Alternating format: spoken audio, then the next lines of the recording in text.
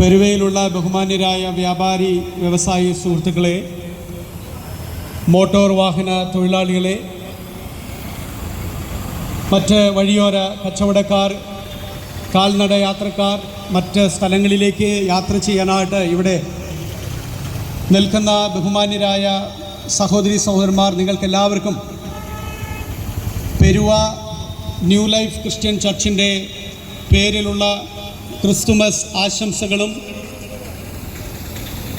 Advance ആയിട്ടുള്ള പുതുവത്സര ആശംസകളും നിങ്ങൾക്ക് നേരുകയാണ്. സന്ധ്യമയങ്ങിയ ഈ മനോഹരമായ സായാഹ്നത്തിൽ ലോകമെങ്ങും ക്രിസ്തുമസിൻ്റെ ആഘോഷത്തിൻ്റെ ഒരു രാവിൽ ആയിരിക്കുന്ന ഈ സമയത്ത് പെരുമയിലുള്ള ബഹുമാന്യരായ ഈ നാട്ടുകാരോട്, നിങ്ങളോട് ഓരോരുത്തരോടും വളരെ പ്രധാനപ്പെട്ട ഒരു സന്ദേശം കൈമാറ്റം ചെയ്യുവാൻ വേണ്ടിയിട്ടാണ് ഞങ്ങൾ ഇവിടെ എത്തിയിരിക്കുന്നത്. ക്രിസ്തുമസ് എന്ന് നമ്മൾ കേൾക്കുമ്പോഴും പറയുമ്പോഴും നമ്മുടെ മനസ്സിലേക്ക് ഓടിയെത്തുന്ന ചില ചിത്രങ്ങളും രൂപങ്ങളുമുണ്ട്. ക്രിസ്തുമസ് എന്ന് കേൾക്കുമ്പോൾ തന്നെ നമ്മുടെ മനസ്സിലേക്ക് ആദ്യമേ ഓടിയെത്താൻ സാധ്യതയുള്ളത് വർണ്ണാഭമായ അലങ്കാരങ്ങളും വിവിധ നിറങ്ങളിലും രൂപങ്ങളിലും ഒക്കെയുള്ള നക്ഷത്രങ്ങളും അലങ്കരിച്ച വീടുകളും പുൽക്കൂടുകളും ക്രിസ്മസ് ട്രീയും ഒപ്പം തന്നെ ക്രിസ്മസിൻ്റെ കേക്കും ഒത്തുചേരലും അവധിയും യാത്രകളും അല്പമൊക്കെ ആഘോഷിക്കുന്ന മൂഡിൽ അല്പം ലഹരിയൊക്കെ ഉപയോഗിച്ച് അങ്ങനെ ഒരു അവധിയുടെ മൂഡിലേക്ക് പ്രവേശിക്കുന്ന ഒരു അവധിക്കാലമൊക്കെയാണ് പലപ്പോഴും ക്രിസ്തുമസ് എന്ന് നമ്മൾ കേൾക്കുമ്പോൾ പൊതുവെ ഓർമ്മ വരാറുള്ളത്. എന്നാൽ കേവലം അലങ്കാര ദീപങ്ങളും നക്ഷത്രങ്ങളും വർണ്ണാഭമായ വസ്ത്രങ്ങളും ചുവപ്പ് നിറമുള്ള ഡ്രസ്സുകളും സാന്താക്ലോസും തൊപ്പിയും മാനുകളും മഞ്ഞും ഇത് മാത്രമല്ല ക്രിസ്തുമസ് എന്നുള്ളത് നിങ്ങൾക്കേവർക്കും ഞാൻ പറയാതെ തന്നെ അറിയാം എന്നാണ് കരുതുന്നത്. എന്താണ് യഥാർത്ഥ ക്രിസ്തുമസ്? ഞാൻ ഈ പറഞ്ഞതൊക്കെ ക്രിസ്തുമസുമായിട്ട് ബന്ധപ്പെട്ടിരിക്കുന്ന കാലാകാലങ്ങളിൽ ക്രിസ്തുവിൻ്റെ ജനനവുമായിട്ട് ബന്ധപ്പെടുത്തിക്കൊണ്ട് ഉണ്ടായിട്ടുള്ള ആഘോഷങ്ങളുടെ ഭാഗമാണ്. എന്നാൽ യഥാർത്ഥ ക്രിസ്തുമസ് എന്ന് പറയുന്നത് ഇവയിൽ നിന്നെല്ലാം വിഭിന്നമായ വ്യത്യസ്തമായ സന്ദേശം നമുക്ക് നൽകുന്ന അതിഗൗരവമുള്ള ഒരു പ്രധാനപ്പെട്ട വസ്തുതയാണ് എന്ന് ഇന്ന് രാത്രിയിൽ നിങ്ങളെ ഓർമ്മിപ്പിക്കുവാൻ ഞാൻ അല്പസമയം എടുക്കുകയാണ്. വളരെ തിരക്കുകൾ നിറഞ്ഞ ഒരു ജീവിതത്തിലാണ് നമ്മളെല്ലാവരും ആയിരിക്കുന്നത്. ജീവിതത്തിൻ്റെ രണ്ടറ്റം കൂട്ടിമുട്ടിക്കാൻ വേണ്ടി രാവിലെ മുതൽ രാത്രി വരെ പണിയെടുത്ത് വളരെ അധ്വാനം ചെലവഴിച്ച് ജീവിതത്തിൽ മുന്നോട്ട് പോകുന്നവരാണ് നമ്മളെല്ലാവരും തന്നെ. ഒരുപക്ഷെ ഓരോ ദിവസവും പണിക്ക് പോയില്ലെങ്കിൽ നിത്യവൃത്തി എങ്ങനെ കഴിഞ്ഞു പോകുമെന്ന് വിചാരപ്പെട്ട് കഴിയുന്ന ധാരാളം ആളുകൾ എന്നെ കേൾക്കുന്നുണ്ടാകാം. നിങ്ങൾക്കെല്ലാവർക്കും സന്തോഷം നൽകുന്നൊരു വാർത്തയുമായിട്ടാണ് ക്രിസ്തുമസ് എത്തിയിരിക്കുന്നത്. ക്രിസ്തുമസ് വാസ്തവത്തിൽ എന്താണ്? ഞാൻ ഈ സന്ദേശം നിങ്ങളോട് പറയുമ്പോൾ ഒരല്പസമയത്തേക്ക് ഒരു 15-20 മിനിറ്റ് നിങ്ങളുടെ ശ്രദ്ധയെ എൻ്റെ അടുക്കിലേക്ക് എൻ്റെ ശബ്ദം കേൾക്കുന്നതിന് വേണ്ടി ഞാൻ ക്ഷണിക്കുകയാണ്. ഇതുവരെയുള്ള നിങ്ങളുടെ സഹകരണത്തിന് ഞങ്ങൾ നന്ദി പറയുന്നു. ഇവിടെയുള്ള എല്ലാവരും ഞങ്ങളോട് സഹകരിച്ചുകൊണ്ടിരിക്കുന്നു. നിങ്ങളുടെ ആത്മാർത്ഥമായ സഹകരണത്തിന് ഇപ്പോൾ തന്നെ നന്ദി അറിയിക്കുകയാണ്. എന്നാൽ അടുത്ത ഏതാനും ചില മിനിറ്റുകൾ നിങ്ങൾ ദയവായി ഒന്ന് ശ്രദ്ധിക്കണമേ. ശബ്ദകോലാഹലങ്ങളുടെ ഇടയിലാണ് നിങ്ങൾ നിങ്ങളായിരിക്കുന്നതെന്നറിയാം. എങ്കിൽ പോലും വളരെ ശബ്ദം നിറഞ്ഞ ഈ അന്തരീക്ഷത്തിൽ ഈ ശബ്ദം കൂടി ഒന്ന് കേട്ട് നിങ്ങളുടെ ഈ സായം സന്ധിയും ഈ ക്രിസ്മസും അർത്ഥമുള്ളതാക്കി മാറ്റാൻ ദൈവം സഹായിക്കട്ടെ എന്ന് ഞാൻ പ്രാർത്ഥിക്കുകയാണ്, ആഗ്രഹിക്കുകയാണ്. പ്രിയപ്പെട്ടവരെ, എന്താണ് Christmas? What is actual Christmas? What does it mean? എന്താണ് ക്രിസ്മസ് എന്നതുകൊണ്ട് അർത്ഥമാക്കുന്നത്? ക്രിസ്മസിൻ്റെ പശ്ചാത്തലം അഥവാ ക്രിസ്തുമസ് നമ്മളോട് പറയുന്നത് ക്രിസ്തുവിൻ്റെ ജനനവുമായി ബന്ധപ്പെട്ട കാര്യങ്ങളാണ്. ഇന്നേക്ക് 2025 വർഷങ്ങൾക്ക് മുമ്പ് യെരുശലേം, ഇസ്രായേലിലെ ബേത്ലഹേം എന്ന് പറയുന്ന ഒരു കൊച്ചു ഗ്രാമത്തിൽ, ഒരു കൊച്ചു പട്ടണ സാദൃശ്യമുള്ള ഒരു ഗ്രാമത്തിൽ ലോകത്തിൻ്റെ രക്ഷകനായി ദൈവം നിയോഗിച്ചയച്ച, അല്ലെങ്കിൽ ദൈവം അയച്ച തൻ്റെ പുത്രനായ യേശുക്രിസ്തുവിൻ്റെ ജനനം ഓർക്കുന്ന ദിവസമാണ് ക്രിസ്തുമസ് എന്ന് പറയുന്നത്. ഡിസംബർ 25-ാം തീയതി തന്നെയാണോ ക്രിസ്തു ജനിച്ചത് എന്നുള്ളത് വസ്തുതാപരമായിട്ട് നമ്മൾ ആരും അങ്ങനെ കരുതുന്നില്ലെങ്കിലും, അത് കൃത്യമായിട്ടുള്ള ഒരു ഡേറ്റായിട്ട് മനസ്സിലാക്കിയിട്ടില്ലെങ്കിൽ പോലും ഏകദേശം ഇതുമായിട്ട് ബന്ധപ്പെട്ട ദിവസങ്ങളിൽ തന്നെയാണ് ക്രിസ്തു ജനിച്ചത് എന്ന് മനസ്സിലാക്കാനായിട്ട് പണ്ഡിതന്മാർ ശ്രമിച്ചിട്ടുണ്ട്. ഞാനത് പറയുമ്പോൾ ഇവിടെ നിൽക്കുന്ന നിങ്ങൾ ഓരോരുത്തരും ഒരു തലമുറയ്ക്ക് പുറകിലേക്ക് നമ്മുടെ മാതാപിതാക്കളോട് പോലും അവരുടെ ബർത്ത്ഡേ, ജന്മദിവസം, ജനന ദിവസവും വർഷവും ഒക്കെ അല്ലെങ്കിൽ ഡേറ്റൊക്കെ ചോദിച്ചാൽ അവർ പോലും അത് പറയാൻ പ്രയാസപ്പെടുന്ന ഒരു കാലഘട്ടത്തിൽ നമ്മൾ ജീവിക്കുമ്പോൾ യേശുക്രിസ്തു ജനിച്ചത് ഡിസംബർ 25 തന്നെയാണോ എന്നുള്ളൊരു ചോദ്യം അപ്രസക്തമാണ്. ദിവസത്തേക്കാൾ പ്രാധാന്യം ക്രിസ്തു ജനിച്ചു എന്നുള്ളതിനാണ് എന്ന് പറയാൻ വേണ്ടിയിട്ടാണ് ഞാൻ ഈ കാര്യം പറഞ്ഞത്. അപ്പോൾ ക്രിസ്തുമസ് എന്ന് പറയുന്നത് ക്രിസ്തുവിൻ്റെ ജനനവുമായിട്ട് ബന്ധപ്പെട്ടതാണ്. എന്നാൽ ഈ ക്രിസ്തുവിൻ്റെ ജനനവുമായി ബന്ധപ്പെട്ട് നമ്മൾ മനസ്സിലാക്കുമ്പോൾ, ക്രിസ്തുവിനെ മനസ്സിലാക്കുമ്പോൾ, ക്രിസ്തുമസിൻ്റെ സന്ദേശം പല വശങ്ങളിലൂടെ നമുക്ക് മനസ്സിലാക്കാനായിട്ട് സാധിക്കും. പാപം ചെയ്ത് മനുഷ്യനിൽ നിന്ന് അകന്നു പോയ മനുഷ്യവർഗത്തെ ദൈവം ഉപേക്ഷിച്ചിട്ടില്ല, കൈവിട്ടിട്ടില്ല, ദൈവം മറന്നുപോയിട്ടില്ല. പാപിയായ മനുഷ്യനെ അവൻ്റെ പാപത്തിൽ നിന്ന് രക്ഷിക്കുവാൻ സ്നേഹവാനായ ദൈവം ഭൂമിയിലേക്ക് മനുഷ്യനെ തേടി വന്നതിൻ്റെ ഒരു ചിത്രമാണ് വാസ്തവത്തിൽ ക്രിസ്തുമസ് എന്ന് പറയുന്നത്. സ്നേഹവാനായ ഒരു ദൈവമുണ്ട് എന്നും ആ ദൈവം ഭൂമിയിലുള്ള സകല മനുഷ്യരെയും സ്നേഹിക്കുന്നു, അവരെ അവരുടെ പാപങ്ങളിൽ നിന്ന് രക്ഷിക്കുവാൻ ദൈവം ആഗ്രഹിക്കുന്നു.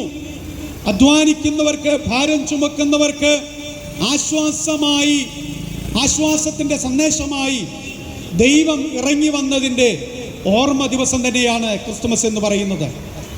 അതുമാത്രമല്ല, മനുഷ്യവർഗത്തിൻ്റെ ജീവിതത്തിൻ്റെ വിവിധ വശങ്ങളിലൂടെ ക്രിസ്തുമസ് നമ്മളോട് സംവദിക്കുന്നുണ്ട് എന്നുള്ളത് നിങ്ങൾ ഓർക്കണം. യേശുക്രിസ്തു ജനിച്ച ആ സമയത്ത് പലവിധത്തിലുള്ള സംഭവങ്ങൾ ആ ജനനവുമായി ബന്ധപ്പെട്ടുണ്ടായിട്ടുണ്ട് എന്നുള്ളതാണ്. അതുകൊണ്ട് ഈ സന്ദേശം സമൂഹത്തിലെ എല്ലാ വിഭാഗം ജനങ്ങളിലേക്കും ഉള്ള ഒരു സന്ദേശമാണ്. യേശുക്രിസ്തുവിൻ്റെ ജനന വാർത്ത ഏറ്റവും ആദ്യം അറിവ് ലഭിച്ചത് ആ നാട്ടിൽ അന്ന് ആടുകളെ മേയിച്ചുകൊണ്ട് വെളിയിൽ കഴിഞ്ഞിരുന്ന ഇടയന്മാർക്ക് ഒരു ദൂതൻ പ്രത്യക്ഷപ്പെട്ടുകൊണ്ട് പറഞ്ഞ കാര്യമാണ്. ഭയപ്പെടേണ്ട, സർവജനത്തിനും ഉണ്ടാകുവാനുള്ള ഒരു മഹാസന്തോഷം ഞാൻ നിങ്ങളോട് സുവിശേഷിക്കുന്നു എന്നുള്ള ഒരു സത്വർത്തമാനമാണ് ദൂതന്മാർ ഇടയന്മാർക്ക്, ആട്ടിടയന്മാർക്ക് നൽകിയത്. ആട്ടിടയന്മാരെ കുറിച്ച് പഠിക്കുമ്പോൾ, മനസ്സിലാക്കുമ്പോൾ ആ കാലഘട്ടത്തിൽ സമൂഹത്തിലെ ഏറ്റവും ദരിദ്രരായിരുന്ന, പാവങ്ങളായിരുന്ന, ഏറ്റവും ചെറിയ പണി ചെയ്തുകൊണ്ട് ജീവിച്ച, ഒരുപക്ഷെ ചുറ്റി സഞ്ചരിച്ചുകൊണ്ട് പലയിടങ്ങളിൽ തമ്പടിച്ചു കഴിഞ്ഞിരുന്ന, വെളിമ്പ്രദേശത്ത് കഴിഞ്ഞിരുന്ന പാവപ്പെട്ട ജനങ്ങളായിരുന്നു ആട്ടിടയന്മാർ. അപ്പോൾ ക്രിസ്തു ജനിച്ചിരിക്കുന്നു എന്നുള്ള സന്ദേശം ഏറ്റവും ആദ്യം ദൈവം അറിയിച്ച കൂട്ടരിൽ ഏറ്റവും പ്രാധാന്യത്തോടെ കാണുന്ന ഒരു വിഭാഗം ജനങ്ങളാണ് ആട്ടിടയന്മാർ. അവർ സമൂഹത്തിലെ ഏറ്റവും അധസ്ഥിതരായ, പാവങ്ങളായ, ഏറ്റവും താഴേക്കിടയിലുള്ള ജനവിഭാഗത്തെ പ്രതിനിധാനം ചെയ്യുന്നവരാണ്. ഇന്നും ക്രിസ്തുമസിൻ്റെ സന്ദേശം എത്തിക്കുന്നതും സമൂഹത്തിലെ ഏറ്റവും അവഗണിക്കപ്പെട്ടിരിക്കുന്ന, ഏറ്റവും ഒരുപക്ഷെ താഴേക്കിടയിൽ എന്ന് സമൂഹം ചിന്തിക്കുന്ന, അവശരായ, അശരണരായ, ദാരിദ്ര്യത്തിൽ കഴിയുന്ന ജനവിഭാഗങ്ങളോട് നിങ്ങൾ ഭയപ്പെടേണ്ട, നിങ്ങൾക്കൊരു സമാധാനം, നിങ്ങൾക്കൊരു സന്തോഷം ഞങ്ങൾക്ക് പറയാനുണ്ട്. അത് ക്രിസ്തു എന്ന രക്ഷിതാവ് നിങ്ങൾക്ക് വേണ്ടി ജനിച്ചിരിക്കുന്നു. നിങ്ങളെ രക്ഷിക്കുവാൻ, നിങ്ങളെ ഉദ്ധാരണം ചെയ്യുവാൻ, നിങ്ങൾക്ക് സമാധാനം നൽകുവാൻ, നിങ്ങൾക്ക് രക്ഷകനായി, പാപത്തിൽ നിന്നുള്ള വിമോചകനായി ഒരു രക്ഷകൻ ജനിച്ചിരിക്കുന്നു എന്നുള്ളതാണ് ക്രിസ്തുമസിന്റെ സന്ദേശം. എന്നെ കേൾക്കുന്ന പ്രിയപ്പെട്ട ശ്രോതാക്കളെ, ഇന്നും ക്രിസ്തുമസ് സമൂഹത്തിലെ ഏറ്റവും താഴെക്കടയിലുള്ള മനുഷ്യരോട് പറയുകയാണ്. പാവപ്പെട്ടവരായ, അശരണരായ, സാമ്പത്തികമായി ഭദ്രതയില്ലാത്ത, വീടില്ലാത്ത, തെരുവോരങ്ങളിൽ കഴിയുന്ന, പലായനം ചെയ്യുന്ന ആളുകളോട് ബൈബിൾ പറയുന്നു, നിങ്ങൾ ഭയപ്പെടേണ്ട. നിങ്ങളെ ഉദ്ധരിക്കുവാൻ, നിങ്ങളെ രക്ഷിക്കുവാൻ, നിങ്ങൾക്ക് സമാധാനം തരുവാൻ, നിങ്ങൾക്ക് രക്ഷ തരുവാൻ, നിങ്ങൾക്ക് ശാന്തി തരുവാൻ ക്രിസ്തു നിങ്ങൾക്ക് വേണ്ടി ജനിച്ചിരിക്കുന്നു എന്നുള്ളതാണ്. ഈ വാർത്ത കേട്ട ഇടയന്മാർ ആ വാർത്ത സ്വീകരിച്ചുകൊണ്ട് യേശു എന്ന കുഞ്ഞിനെ കാണുവാൻ ബേത്ലഹേമിലേക്ക് ചെന്നു. അവർ യേശുവിനെ കണ്ടു, അത്ഭുതപ്പെട്ടു. ആ സന്തോഷത്തോടെ അവർ തിരികെ പോയി എന്നാണ് നമ്മൾ കാണുന്നത്. പ്രിയപ്പെട്ട സഹോദരി സഹോദരന്മാരെ, നമ്മുടെ രാജ്യം അതിവേഗം ബഹുദൂരം മുന്നോട്ട് പോയിക്കൊണ്ടിരിക്കുന്ന ഒരു കാലഘട്ടത്തിലാണ് നമ്മൾ എത്തിയിരിക്കുന്നത്. ശാസ്ത്ര സാങ്കേതിക വിദ്യയിൽ നമ്മുടെ രാജ്യം ഇന്ന് ഒട്ടുമിക്ക രാജ്യങ്ങൾക്കും മറ്റ് പല രാജ്യങ്ങൾക്കും ഒരു മാതൃകാപരമായ വികസനത്തിൻ്റെ പാത വെട്ടിത്തുറന്നിരിക്കുകയാണ്. ഈ ഡിസംബർ 24 എന്ന് പറയുന്ന ഇന്നത്തെ ദിവസം ഇന്ത്യയുടെ ശാസ്ത്ര സാങ്കേതിക രംഗത്ത് ഏറ്റവും തിളക്കമാർന്ന ഒരു ദിവസമാണ്. ഇന്ത്യയുടെ ശാസ്ത്ര സാങ്കേതിക വിഭാഗം അല്ലെങ്കിൽ സ്പേസ് റിസർച്ച് ഏജൻസിയായ അല്ലെങ്കിൽ ഓർഗനൈസേഷനായ ISRO ഇന്ന് ISROയുടെ ചരിത്രത്തിലെ ഏറ്റവും ഭാരമുള്ളതും ഏറ്റവും ശക്തിയുള്ളതുമായ LVM എന്ന് പറയുന്ന ഒരു റോക്കറ്റ് ഉപയോഗിച്ച് അമേരിക്കയുടെ ബ്ലൂബേർഡ് എന്ന് പറയുന്ന ഒരു ഉപഗ്രഹത്തെ മൈലുകൾക്കപ്പുറത്ത് ഏറ്റവും സുരക്ഷിതമായിട്ട് എത്തിച്ചു എന്നുള്ളതിൻ്റെ ഒരു നേട്ടം കൈവരിച്ചിരിക്കുന്ന ഒരു ദിവസത്തിലാണ് നമ്മൾ എത്തിയിരിക്കുന്നത്. ലോകത്തിന് തന്നെ അത്ഭുതമായിരിക്കുന്ന, ഇന്ത്യയെ ശാസ്ത്ര സാങ്കേതിക വിദ്യകളിൽ ആശ്രയിക്കാൻ കൊള്ളാകുന്ന ഒരു രാജ്യമെന്ന നിലയിൽ നോക്കിക്കാണുന്ന ഒരു ദിവസമാണ് ഡിസംബർ 24.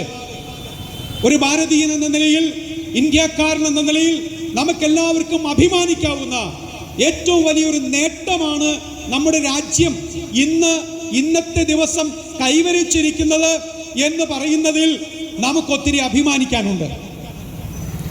ഇനി ടവറിൻ്റെ പ്രശ്നങ്ങളില്ല. ഏത് ഗ്രാമത്തിലും വനപ്രദേശങ്ങളിലും മരുഭൂമിയിലും കടലിൻ്റെ ഏറ്റവും ഉൾക്കടലിലും ചെന്നാൽ പോലും ഒരു ടവറിൻ്റെ സഹായമില്ലാതെ ഇന്റർനെറ്റ് എന്ന് പറയുന്ന സൗകര്യം നമുക്ക് ലഭ്യമാക്കാൻ കഴിയുന്ന വിധത്തിലുള്ള ശാസ്ത്ര സാങ്കേതിക ആ തികവ് നമ്മുടെ രാജ്യം ഇനി കൈവരിക്കാൻ ഏതാനും ദിവസങ്ങളോ മാസങ്ങളോ മാത്രമേ ഉള്ളൂ. അപ്പോൾ ശാസ്ത്ര സാങ്കേതിക വിദ്യയിൽ നമ്മുടെ രാജ്യം അതിവേഗം ബഹുദൂരം മുന്നോട്ട് പോയി. ഈ 2 ദിവസം മുമ്പ് നമുക്കറിയാം, ഇന്ത്യയിലെ തന്നെ സർക്കാർ ആശുപത്രി അല്ലെങ്കിൽ ജില്ലാ ആശുപത്രികളിൽ വെച്ച് ഏറ്റവും ആദ്യത്തെ ഹൃദയമാറ്റ ശസ്ത്രക്രിയ, ഹൃദയം മാറ്റി വെച്ചിട്ടുള്ള ശസ്ത്രക്രിയ നടന്ന ഒരു സംസ്ഥാനമാണ് കേരളം. അതിലൊന്നാണ് നമ്മുടെ എറണാകുളം ജനറൽ ആശുപത്രി. നമ്മൾ ഒരു നേപ്പാളുകാരിയായ ഒരു അനാഥ കുട്ടിക്ക് കേരളീയനായ ഒരു യുവാവിൻ്റെ ഒരു ഹൃദയം വച്ചുകൊടുത്തതിൻ്റെ ദിവസങ്ങളാണ് നമ്മൾ കണ്ടത്. ഒരു 20 വർഷങ്ങൾക്ക് മുമ്പ്, 25 വർഷങ്ങൾക്ക് മുമ്പ് പെരുവ പട്ടണത്തിൽ ഇതുപോലെ നിന്നാൽ ഇത്രയധികം കടകളോ തിളക്കമാർന്ന നെയിം ബോർഡുകളോ വെളിച്ചങ്ങളോ ഇത്ര തിരക്കുകളോ ഇത്രയധികം സംവിധാനങ്ങളോ സൗകര്യങ്ങളോ ഉണ്ടായിരുന്നില്ല. എന്നാൽ ഏതാനും ചില വർഷങ്ങളുടെ ഉള്ളിൽ നിന്നുകൊണ്ടാണ് നമ്മുടെ ഈ കൊച്ചു പട്ടണം പെരുവ പോലും വികസിച്ചത്. നമ്മുടെ പട്ടണങ്ങളുടെ പലയിടങ്ങളിലേക്കും യാത്രാ സൗകര്യം ഇവിടെ നിന്നുണ്ട്. നല്ല റോഡുകൾ നമുക്കുണ്ട്, നല്ല പാലങ്ങൾ നമുക്കുണ്ട്, നല്ല കെട്ടിടങ്ങൾ നമുക്കുണ്ട്. നല്ല വാഹനങ്ങൾ, യാത്രാ സൗകര്യങ്ങൾ എല്ലാം നമുക്ക് കൈവരുന്നിട്ടുണ്ട്. ഒരുപക്ഷെ ഈ പെരുവ പട്ടണത്തിൻ്റെ ഒരു 3 കിലോമീറ്റർ ചുറ്റളവിൽ നമുക്ക് ധാരാളം നല്ല സ്കൂളുകൾ കാണാനായിട്ട് കഴിയും. ഗവൺമെൻറ്റിൻ്റെ സ്കൂളുകളുണ്ട്, അതുപോലെ സ്വകാര്യ സ്കൂളുകളുണ്ട്. അങ്ങനെ ഇംഗ്ലീഷ് മീഡിയം, മലയാളം മീഡിയം, ഇംഗ്ലീഷും മലയാളവും ഒക്കെ പഠിപ്പിക്കുന്ന സ്കൂളുകൾ, കോളേജുകൾ, എഞ്ചിനീയറിംഗ് സ്ഥാപനങ്ങൾ, മെഡിക്കൽ സ്ഥാപനങ്ങൾ ഇതെല്ലാം നമ്മുടെ ഈ രാജ്യത്തുണ്ട് എന്ന് നമ്മൾ പറയുമ്പോഴും അങ്ങനെ പലതിലും അഹങ്കരിക്കുന്ന മലയാളിക്ക്, പലതിലും അഭിമാനം കൊള്ളാകുന്ന ഭാരതീയന് നാണക്കേടുണ്ടാക്കുന്ന, ഹൃദയം തകർക്കുന്ന പല ദുഃഖകരമായ കാര്യങ്ങളും നമ്മുടെ ചുറ്റുവട്ടത്തിൽ നടക്കുന്നു എന്നുള്ളത് നമ്മെ വേദനിപ്പിക്കുന്ന ഒരു കാര്യം കൂടിയാണ്. പ്രിയപ്പെട്ട സഹോദരി സഹോദരന്മാരെ, ഞാൻ ഈ പറഞ്ഞു വരുന്നത് എന്താണെന്നറിയാമോ? ക്രിസ്തുമസിന്റെ ഒരു സന്ദേശം നിങ്ങളിലേക്ക് എത്തിക്കാൻ വേണ്ടിയിട്ടാണ്. ഏതാനും ചില ദിവസങ്ങൾക്ക് മുമ്പ് നമ്മുടെ നാട്ടിൽ പരദേശിയായി ഒരുപക്ഷെ ഒരു തൊഴിൽ തേടിക്കൊണ്ട് ഛത്തീസ്ഗഡിൽ നിന്നും രാം നാരായണൻ എന്ന് പറയുന്ന ഒരു യുവാവ് പാലക്കാട് എത്തുകയുണ്ടായി. തൻ്റെ ഏതോ ഒരു ദുഷിച്ച സ്വഭാവം കൊണ്ടാകാം താൻ മദ്യപിച്ചു, തനിക്ക് വേണ്ടുന്നതുപോലെ ഭാഷ അറിയില്ല, ഞാൻ കഥ വിശദീകരിക്കുന്നില്ല. അഭ്യസ്ത വിദ്യരെന്ന് പറയുന്ന സംസ്കാരത്തിലും വിദ്യാഭ്യാസത്തിലും മാന്യതയിലുമൊക്കെ മലയാളി വളരെയധികം ബഹുദൂരം മുന്നോട്ട് പോയിരിക്കുന്നു എന്ന് അഭിമാനിക്കുന്ന ഈ കേരളത്തിൽ ഒരു പാവം പിടിച്ച മനുഷ്യനെ അവൻ മോഷ്ടാവാണെന്ന് ചിന്തിച്ചുകൊണ്ടോ ആരോപിച്ചുകൊണ്ടോ ഒരു കൂട്ടം കാട്ടാളന്മാർ അദ്ദേഹത്തെ മർദ്ദിച്ച് അവശനാക്കി, അദ്ദേഹത്തെ തല്ലിക്കൊന്ന് ഈ കേരളത്തിന് അപമാനമുണ്ടാക്കി എന്ന് പറയുന്ന ദുഃഖകരമായ സത്യവും നമ്മുടെ കാതുകളിൽ മുഴങ്ങിക്കേട്ടതാണ്. ഇതേ ജില്ലയിൽ തന്നെ ഏതാനും ചില വർഷങ്ങൾക്ക് മുമ്പ് അട്ടപ്പാടിയിലെ ഒരു പാവപ്പെട്ട മനുഷ്യൻ മധു എന്ന് പറയുന്ന ഒരു ചെറുപ്പക്കാരനെയും ഒരു കൂട്ടം ആളുകൾ വിചാരണ നടത്തി തല്ലിക്കൊന്നത് മോഷ്ടാവാണെന്ന് പറഞ്ഞ്. ഒരു നേരത്തെ ആഹാരത്തിന് വേണ്ടി അവൻ ഒരു പക്ഷെ മോഷ്ടിച്ചിട്ടുണ്ടാകാം, പക്ഷെ അവനെയും തല്ലിക്കൊന്നു. നമ്മൾ എവിടെയാണ് വികസിച്ചിട്ടുള്ളത്? നമുക്ക് എവിടെയാണ് മാറ്റം വന്നിട്ടുള്ളത്? നമുക്ക് നല്ല മൊബൈൽ ഫോണുകളുണ്ട്, വില കൂടിയ ശാസ്ത്ര സാങ്കേതിക വിദ്യകൾ നമ്മുടെ കൈകളിലുണ്ട്. നമ്മൾ ആകാശത്തിന്റെ ഉയരങ്ങളിൽ എത്തിയിരിക്കുന്നു. ചന്ദ്രനിൽ ആളുകളെ എത്തിക്കാൻ നമ്മൾ താല്പര്യത്തോടെ നമ്മൾ ഇന്നും അധ്വാനിച്ചുകൊണ്ടിരിക്കുന്നു. ഏതാനും ചില വർഷങ്ങൾക്കുള്ളിൽ തന്നെ ഇന്ത്യ ചന്ദ്രനിലും ആളുകളെ എത്തിക്കാൻ പോവുകയാണ്. അങ്ങനെ നമ്മൾ വിപ്ലവങ്ങൾ സൃഷ്ടിച്ചുകൊണ്ടിരിക്കുന്ന ഈ നാട്ടിൽ നമ്മുടെ തൊട്ടടുത്തുള്ള ഒരു സഹോദരനെ, ഒരു സഹോദരിയെ, ഒരു പാവപ്പെട്ടവനെ, ഒരു നിരാലംബനായ അവശനായ പട്ടിണി കിടക്കുന്ന ഒരു അരച്ചാൻ വയറിന് വേണ്ടി അവന്റെ വിശപ്പ് മാറ്റാൻ ആഗ്രഹിച്ച ഒരുപക്ഷെ ഒരൽപ്പം ആഹാരം മോഷ്ടിച്ചു എന്നുള്ളതിന്റെ പേരിൽ തല്ലിക്കൊല്ലുന്ന ഒരു സംസ്കാരം നമുക്കുണ്ടെങ്കിൽ ഇത് അഭിമാനിക്കാവുന്ന കേരളമല്ല, ഇത് ആശങ്കപ്പെടേണ്ട ഒരു നാടായിട്ട് മാറിയിരിക്കുകയാണ്. ദൈവത്തിന്റെ സ്വന്തം നാട് എന്ന് നമ്മൾ അഭിമാനത്തോടെ പറഞ്ഞുകൊണ്ടിരിക്കുന്ന ഈ നാട് ഒരുപക്ഷെ മതഭ്രാന്തന്മാരുടെയും ചെകുത്താന്മാരുടെയും കാട്ടാളന്മാരുടെയും മനുഷ്യത്വമില്ലാത്തവരുടെയും മനസാക്ഷി മരവിച്ചവരുടെയും നാടായി ഈ നാട് മാറിയിട്ടുണ്ടെങ്കിൽ നമ്മൾ ഭയപ്പെടണം.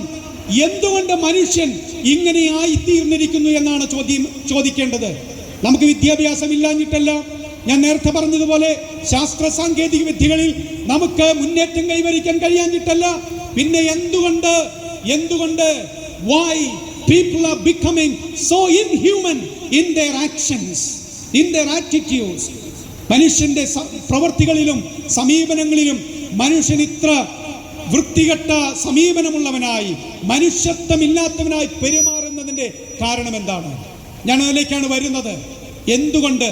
അപ്പോൾ വിദ്യാഭ്യാസം കൊടുത്തതുകൊണ്ട് മനുഷ്യൻ കാര്യമായിട്ട് മാറിയിട്ടില്ല. മനുഷ്യന് നല്ല ആരോഗ്യാവസ്ഥ ഉണ്ടായതുകൊണ്ടും മനുഷ്യൻ മാറിയില്ല. അങ്ങനെയാണെങ്കിൽ മനുഷ്യന് എവിടെയാണ് പ്രശ്നം വന്നിരിക്കുന്നത്? വിശുദ്ധ ബൈബിൾ പറയുന്നു, നീതിമാൻ ആരുമില്ല, ഒരുത്തൻ പോലുമില്ല, എല്ലാവരും വഴിതെറ്റി ഒരുപോലെ കൊള്ളരുതാത്തവരായി തീർന്നിരിക്കുന്നു. ഒരു വ്യത്യാസവുമില്ല. എല്ലാവരും പാപം ചെയ്ത് ദൈവ തേജസ് നഷ്ടമാക്കിയിരിക്കുന്നു. മനുഷ്യന്റെ അടിസ്ഥാന പ്രശ്നം എന്ന് പറയുന്നത് അവന് വിദ്യാഭ്യാസമില്ലാത്തതല്ല, നല്ല ആരോഗ്യമില്ലാത്തതല്ല, തൊഴിലുറപ്പ് പദ്ധതിയില്ലാത്തതല്ല, നല്ല സാങ്കേതിക വിദ്യകളില്ലാത്തതല്ല. പിന്നെ എന്താ മനുഷ്യന്റെ അടിസ്ഥാന പ്രശ്നം? മനുഷ്യന്റെ അടിസ്ഥാന പ്രശ്നം എന്ന് പറയുന്നത് മനുഷ്യൻ പാപിയാണെന്നുള്ളതാണ്. അതേ പ്രിയപ്പെട്ടവരെ, ഈ രാത്രിയിൽ ക്രിസ്തുമസിന്റെ സന്ദേശം എന്ന് പറയുന്നത് മനുഷ്യന്റെ പാപാവസ്ഥയ്ക്ക് പരിഹാരകനായി ലോകത്തിലേക്ക് ഇറങ്ങി വന്ന, പാപങ്ങളിൽ നിന്ന് മനുഷ്യനെ രക്ഷിക്കുന്ന, അവനെ സൗജന്യമായി രക്ഷിക്കുന്ന, പാപക്ഷമ കൊടുക്കുന്ന യേശു ക്രിസ്തുവിനെ കുറിച്ചുള്ള സന്ദേശമാണ് ക്രിസ്തുമസ് എന്ന് പറയുന്നത്.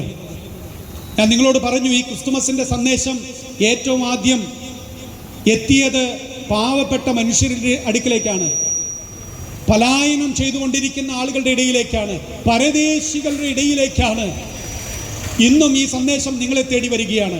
രണ്ടാമത് ക്രിസ്തു ജനിച്ചപ്പോൾ ഈ സന്ദേശം സ്വീകരിക്കാനായിട്ട് യേശുവിനെ തേടി വന്നത് വിദ്വാൻമാരെന്ന് പറയുന്ന ഒരു കൂട്ടം ജ്ഞാനികളായിരുന്നു. അവർ യേശു ക്രിസ്തുവിൻ്റെ നക്ഷത്രം ആകാശത്ത് കണ്ട് ആ നക്ഷത്രത്തിൻ്റെ ആ പോക്ക് അല്ലെങ്കിൽ ആ സഞ്ചാരപഥം അവരനുഗമിച്ച് യേശു കിടക്കുന്ന ബേത്ലഹേമിൽ വന്ന് നിന്നു. അങ്ങനെ അവർ യേശുവിനെ കണ്ടു. പൊന്ന്, മൂര്, കുന്തിരിക്കം എന്ന വസ്തുക്കൾ, വിലയേറിയ വസ്തുക്കൾ അവൻ്റെ യേശുവിൻ്റെ കാൽക്കീഴിൽ അവൻ്റെ തിരുമുമ്പിൽ വെച്ച് അവർ അവനെ ആരാധിച്ചു മടങ്ങിപ്പോയി. ക്രിസ്തുമസിൻ്റെ സന്ദേശം എത്തിയ രണ്ടാമത്തെ കൂട്ടർ എന്ന് പറയുന്നത് സമൂഹത്തിൽ സത്യം അന്വേഷിക്കുന്ന ജ്ഞാനികളായ, സത്യാന്വേഷികളായ ആളുകളുടെ അടുക്കലാണ്. ഞാനിന്ന് നിങ്ങളോട് പറയട്ടെ, സത്യം അന്വേഷിക്കുന്ന ഒരു വ്യക്തിയാണ് നിങ്ങളെങ്കിൽ, സത്യം അന്വേഷിച്ച് അലയുന്ന ഒരു മനുഷ്യനാണെങ്കിൽ, യേശു ക്രിസ്തുവിൻ്റെ ഈ വാക്കുകൾ ഞാൻ നിങ്ങളെ ഓർമ്മിപ്പിക്കുകയാണ്. യേശു പറയുന്നു, ഞാൻ തന്നെ വഴിയും സത്യവും ജീവനുമാകുന്നു. എന്നിലൂടെ അല്ലാതെ ആരും പിതാവിൻ്റെ അടുക്കൽ അഥവാ സ്വർഗരാജ്യത്തിൽ എത്തുന്നില്ല. യേശു ക്രിസ്തുവിൻ്റെ വാക്കുകൾ അല്പം സ്വാർത്ഥത നിറഞ്ഞതാണെങ്കിൽ പോലും അതിൽ വസ്തുതയുണ്ട് എന്ന് നിങ്ങൾ അറിയണം. സത്യം അന്വേഷിച്ച് നടക്കുന്ന മനുഷ്യന് വേണ്ടി സത്യത്തിൻ്റെ പാത വെട്ടിത്തുറന്നവനാണ് നസറായനായ യേശു ക്രിസ്തു. സത്യം അന്വേഷിച്ച വിദ്വാൻമാരെ യേശുവിൻ്റെ അടുക്കൽ കൊണ്ടെത്തിച്ചു.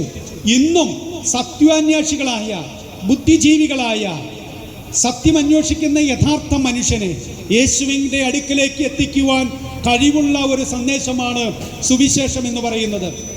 കേവലം വിദ്യാഭ്യാസമില്ലാത്തവരുടെ മാർഗം അല്ല, അല്ലെങ്കിൽ വിദ്യാഭ്യാസമില്ലാത്തവർ മാത്രമല്ല യേശുവിനെ തേടി വരുന്നത്.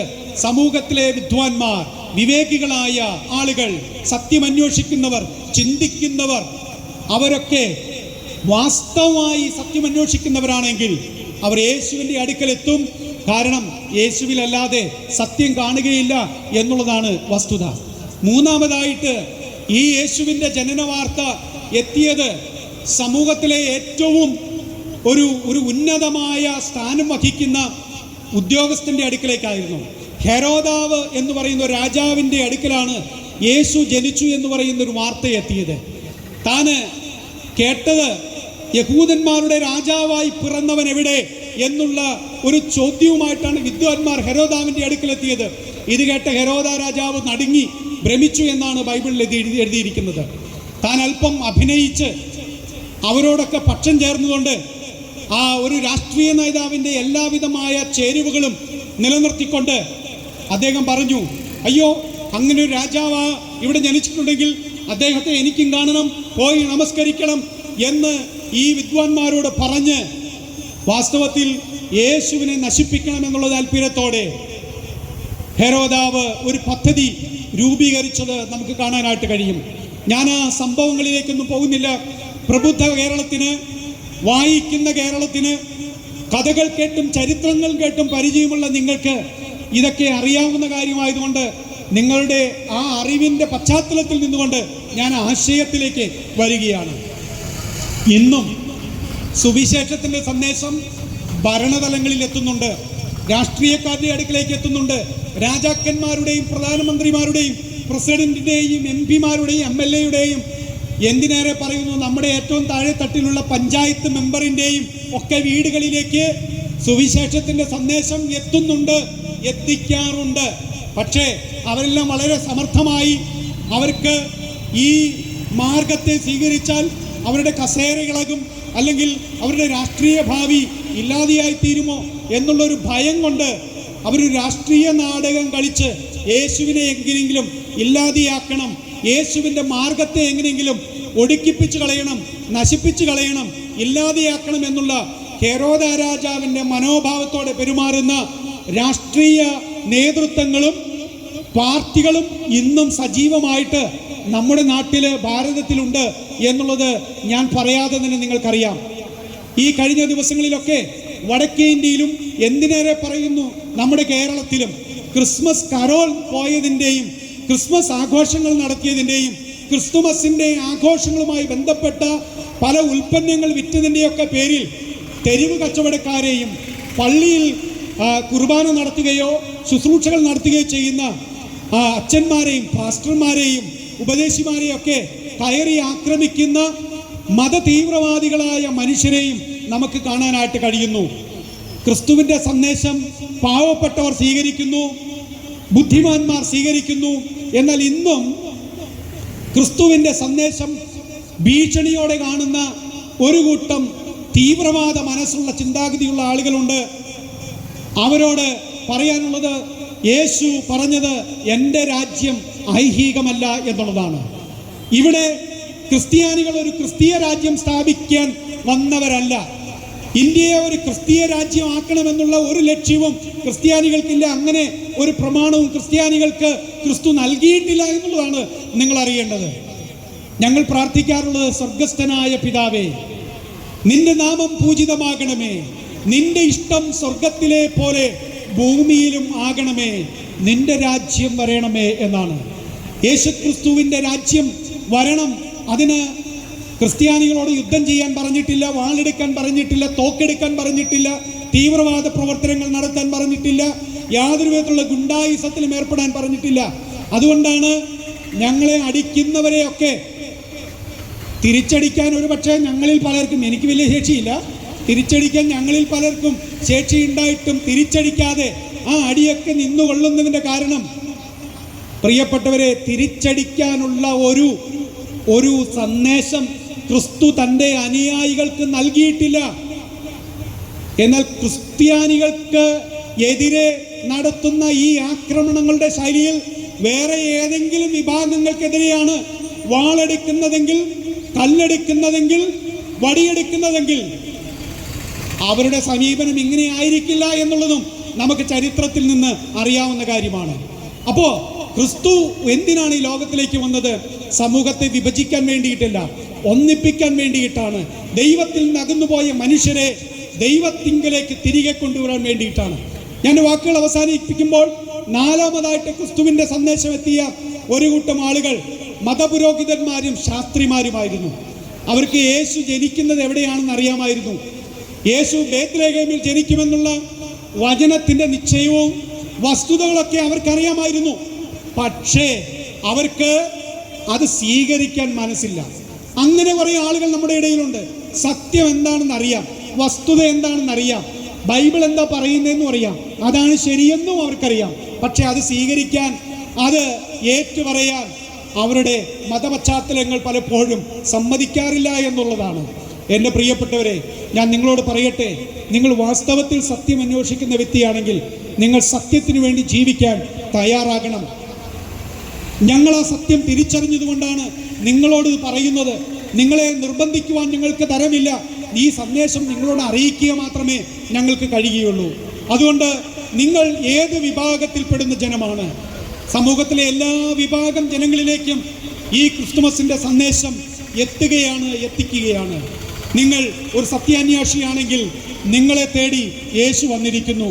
നിങ്ങൾ ഭയത്തിൽ കഴിയുന്ന വ്യക്തിയാണെങ്കിൽ നിങ്ങളോട് പറയുന്നു, ഭയപ്പെടേണ്ട, നിങ്ങൾക്കൊരു രക്ഷകനുണ്ട്. നിങ്ങളുടെ പാപത്തിൽ നിന്ന്, നിങ്ങളുടെ ആശങ്കകളിൽ നിന്ന് നിങ്ങളെ രക്ഷിക്കുവാൻ കഴിവുള്ള ഒരു രക്ഷിതാവ് നിങ്ങൾക്കായി പിറന്നിരിക്കുകയാണ്. എന്തിനാണ് യേശു ക്രിസ്തു വന്നത്? യേശു ക്രിസ്തു ലോകത്തിലേക്ക് വന്നത് പാപികളെ രക്ഷിക്കാൻ വേണ്ടിയിട്ടാണ്.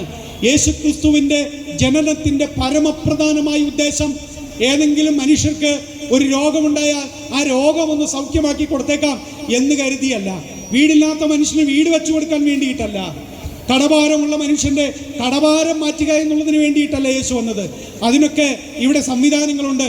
നമുക്ക് നല്ല ആശുപത്രികൾ ദൈവം സഹായിച്ച് നൽകിയിട്ടുണ്ട്. നമുക്ക് നല്ല ഭരണാധികാരികളുണ്ട്.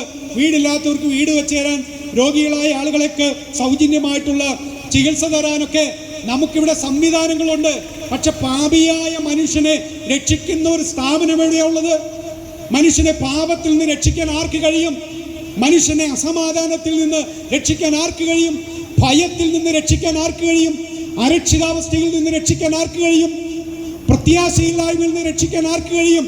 അത് കഴിയാവുന്ന, അത് ചെയ്തു തരാൻ കഴിവുള്ള ഒരേ ഒരു വ്യക്തിയേ ഉള്ളൂ. അതാണ് ഞങ്ങൾ പ്രസംഗിക്കുന്ന യേശു ക്രിസ്തു. മറ്റാരെങ്കിലും അങ്ങനെ ഉണ്ടെങ്കിൽ നിങ്ങൾക്കും കൂടി പ്രസംഗിക്കാവുന്നതേ ഉള്ളൂ.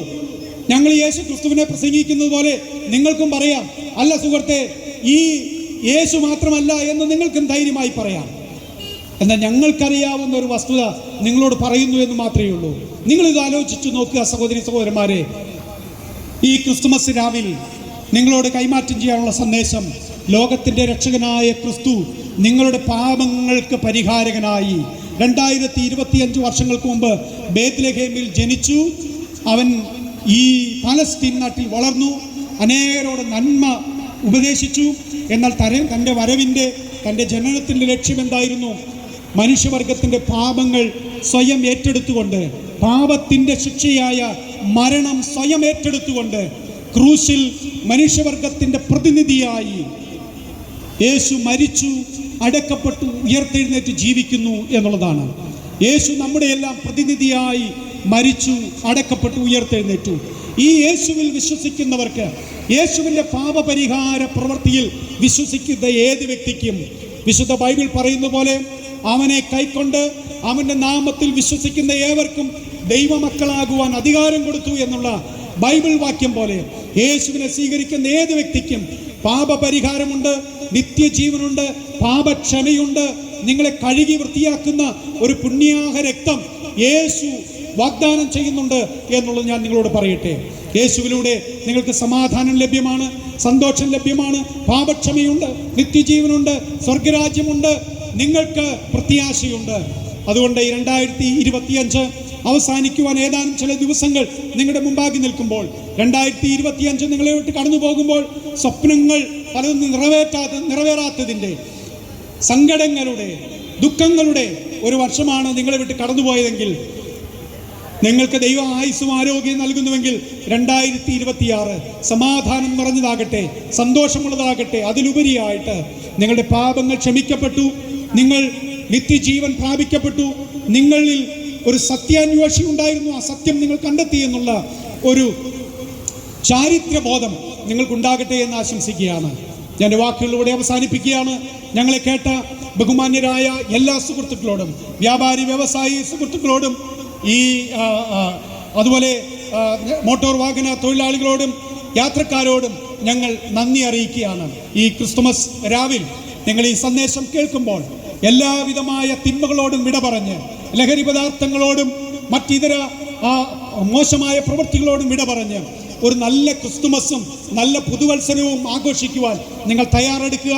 നിങ്ങളുടെ ജീവിതം പ്രധാനപ്പെട്ടതാണ്, നിങ്ങളുടെ ജീവൻ പ്രധാനപ്പെട്ടതാണ്, അതിന് പകരം വയ്ക്കാൻ മറ്റൊന്നില്ല എന്ന് നിങ്ങളെ ആഹ്വാനം ചെയ്തുകൊണ്ട് യേശു ക്രിസ്തുവിലൂടെയുള്ള നിത്യജീവൻ നിങ്ങൾക്കും കരസ്ഥമാക്കുവാൻ ഇടയാകട്ടെ എന്ന് ആശംസിക്കുകയും പ്രാർത്ഥിക്കുകയും ചെയ്തുകൊണ്ട് എല്ലാവരോടും ഒരിക്കൽ കൂടി നന്ദി പറഞ്ഞുകൊണ്ട് നല്ലൊരു ക്രിസ്മസ് ആഘോഷവും പുതുവത്സരവും നേർന്നുകൊണ്ട് എൻ്റെ വാക്കുകൾ അവസാനിപ്പിക്കുന്നു. ദൈവം പെരുവ നിവാസികളെ, എന്നെ കേട്ട എല്ലാവരെയും അനുഗ്രഹിക്കുമാറാകട്ടെ, സഹായിക്കട്ടെ. Thank you.